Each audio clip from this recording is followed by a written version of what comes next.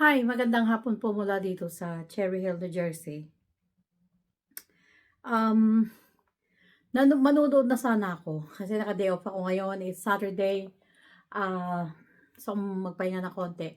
Pero may nabasa po kasi ako sa latest, sa pinakahuling vlog ko. At gusto ko lang pong itakol ito Sandali. Okay. Um, Loretta Lindsay. Ito po ang comment niya. Walang delikadesa. Ito yung tungkol sa pagyakap, yung episode ko na pagyakap ng pagmamahal ni Krishna kay Pugong Behero. Yun yung title ng vlog ko na huli. Nag-comment siya, sabi niya walang delikadesa ang babae. Open and close parenthesis Krishna pag ganyan ang ginagawa niya.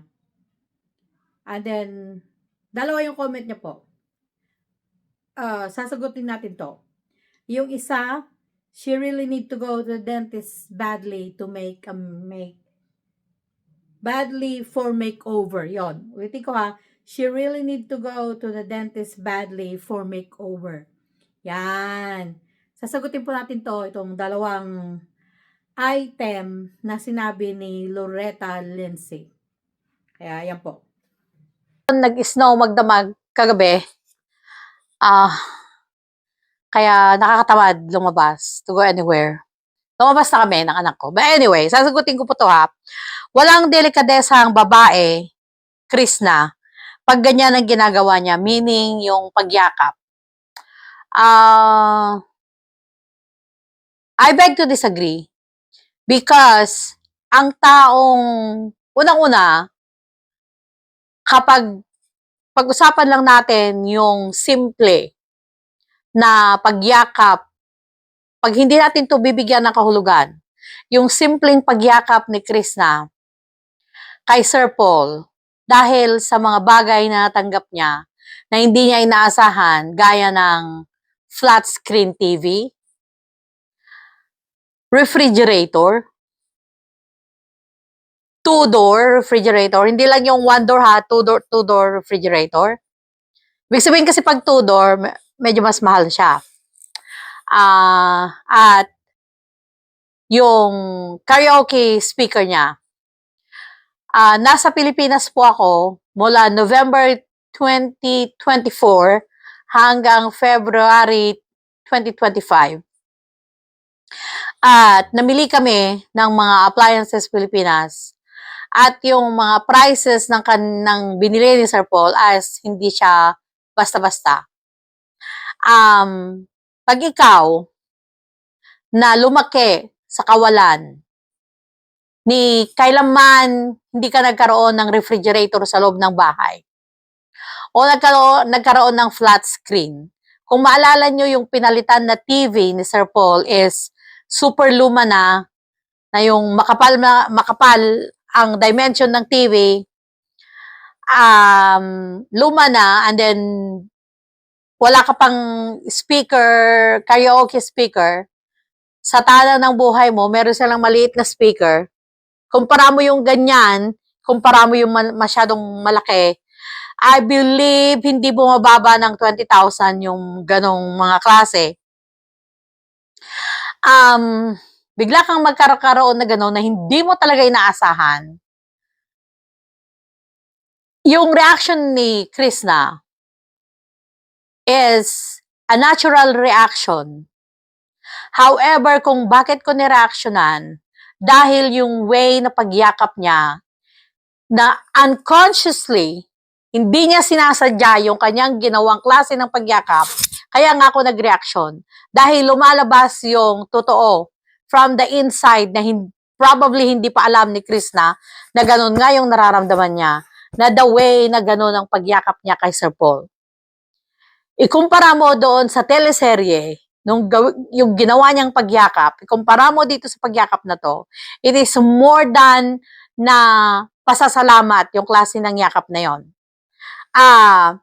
Kahit sino, pag ikaw bibigyan ng mga ganon items, na sa tanang buhay mo hindi ka nagkaroon, o even in your imagination, even in your dreams, hindi mo sigurado kung magkakaroon ka ng mga ganong bagay na pwede mong ibigay sa lola mo, that is going to be a normal reaction.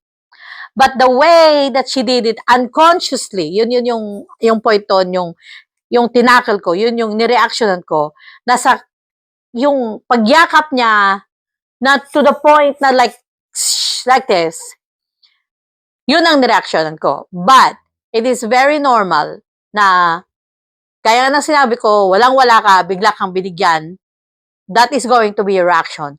That even the way she cries is so natural that it is really out yung emotion niya coming from her heart. So, hindi dapat, ang mga ganong klase is hindi, walang delikadesa ang tawag doon. Kaya, I beg to disagree, Loretta Lindsay. That is, wag tayong mapaghusga, no? Dahil yumakap siya na ganon, si Krishna, ang pagyakap na yun, hindi ibig sabihin ay walang delikadesa. Ang walang delikadesa, yung mga binibigyan na feeling entitled. Na pagbibigyan mo na nga, feeling nila, dapat lang nabigyan mo ako. Dapat lang nabigyan mo ako kasi akong nakakatulong sa YouTube channel mo. Dapat lang na binibigyan mo ako kasi ako yung nagpapataas ng views nyo. Dapat lang nabigyan mo ako dahil lahat kayo nakikinabang sa akin. Ako, si Krishna. Dapat lang nabigyan nyo ako. Yun ang walang delikadesa. But, Krishna, hindi siya ganon. Hindi niya iniisip yung mga negative na bagay na yun or yung mga bagay na yun na kagaya ng iba na, dahil sa akin. No. Kaya tignan mo, yung reaction niya nung binigyan siya, it's pure adulation. It's pure na pasasalamat. It's pure na pagkamangha. It's pure na, wow, unexpected. Okay?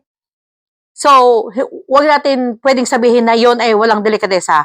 So, I don't know, Miss Loretta Lindsay, where you're coming from, but I really think it's below the belt na yung pagtanggap, yung klase ng yakap na ginawa ni Krishna na ganon, ay ang tawag mo doon, walang delikadesa. I don't know. I don't know where you're coming from. Pangalawa, yung sinabi mo dito, she really need to go to the dentist badly for makeover. Dahil ba sungki-sungki ang kanyang ngipin? Kinakailangan pumunta sa dentist? You see, dito talaga dapat mapahiya ka, Miss Loretta Lindsay. Unang-una, tinawag mo siyang walang delikadesa. Pangalawa, sinasabi mo na dapat siyang magpunta ng dentist badly dahil para ma-makeover ay yung ngipin niya. Well, see, you are contradicting your own self. Kasi tignan mo kung ito, si Krishna ay walang delikadesa, di dapat unahin na niya ang ipaayos sa ngipin niya.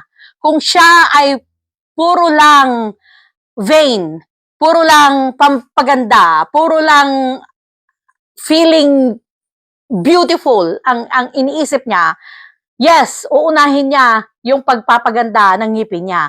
Pero from the start, kung hindi mo kilala si Krishna, mula sa umpisa pa, nag-give up siya na mag-aral para yung mga kapatid niya makapag-aral. Pwede sana siyang hindi magtrabaho, mag-uling, pero ginawa niya ang nag-uuling, nag-uhornal, nagbubuhat ng mga mabibigat ng kahoy para may maipakain siya sa pamilya niya. She prioritized her family. So, excuse me po, Miss Loretta Lindsay, kung ang tawag mo sa gandong klase ng babae ay walang delikadesa. Di ko alam kung saan galing ka, saang mundo ka galing, I'm so sorry. I mean, I thank you for watching my channel. But, if you think about it, if you really think about it, paano mo matatawag na walang delikadesa ang isang kagaya ni Krishna, na inuuna ang pamilya? Na instead na magpaganda, inuuna ang pamilya? What's wrong in this picture? Ano po yung mali sa larawan na to? I think mali ka dito, Miss Loretta Lindsay, no? Tapos sasabihin mo na dapat pumunta siya sa dentist. You see, because it's not her priority. Hindi yon ang priority sa buhay niya. Gusto niyang mauna ang kanyang mga kapatid, gusto niyang nauna ang kanyang mga magulang, gusto niyang nauna ang kanyang lola. Hindi siya. She could have. Yung mga kinita na ng YouTube, I think na-monetize na siguro siya. Pero by this time, siguro hindi pa niya natatanggap yung kanyang sahod. Let me see. Hanapin ko siya. Sandali ha. Pretty sure monetize na siya eh. Kasi, ang dami na niyang subscribers, ang dami niyang mga views. So, yung 4,000 hour views, I'm pretty sure nalagpasan niya na yon. Okay. Alright, so right now, meron na siyang 34.8 subscribers. 34.8K subscribers, which is way beyond, malayo na yung tinatakbo ng kanyang subscribers. Ako nga, ang tagal ko nag-YouTube, 30,000 lang ako. Siya, naka 34.8 na siya. At ang huling video niya is 129,389 views. So, by third week ng January, sasahod na siya. So ngayon, eto, kung sa dami na ng mga natanggap niya na pera, galing sa sponsors, galing kay Sir Paul, pero inuuna niya yung pamilya niya. Pinamalengke niya yung nanay niya, nagkaroon ng nanay niya ng maliit na tindahan, and mas inuuna niya ang pamilya niya kesa yung sarili niya. And again, gaya ng sabi ko, kung siya ay maarte, kung siya ay pagpapaganda lang ang iniisip, kung siya ay isang tao na selfish, kung makasarili, kung siya ang taong feeling entitled, inunan na po niya na sana ang kanyang ngipin. Pero dahil sa kabaitan ng dalagang ito, inuuna niya ang pamilya niya. Kaya I beg to disagree, Miss Loretta Lindsay, hindi po ibig sabihin yon is walang delikadesa ang babae na yumayakap na sa nagbigay sa kanya ng mga bagay-bagay na si panaginip, alam niya na mahirapan niyang bilhin para sa kanyang pamilya. Hindi kasi hindi mo naiintindihan siguro, baka pinanganak kang may kaya sa buhay. So, kung lahat ng bagay is nandyan na, wala ka na yung feeling na magpasalamat, no? Kaya iba po yung pakiramdam ng mga taong pinanganak na meron na, nandyan na lahat, na madali ang pagbili ng mga bagay kumpara sa sitwasyon ni Krishna. Kaya yung intensity ng kanyang pag-iyak at pagyakap kay Sir Paul, doon mo lang talaga nakikita na yung kanyang sobrang pasasalamat. Okay, so tapos na po tayo doon ha. Sana lang magbago ang iyong pananaw at huwag nang sinasabi na walang delikadesa ang tao na inuuna ang pamilya kesa yung sariling pagpapaganda. Eto, nung umuwi ako sa Pilipinas, ang dami kong na-observe.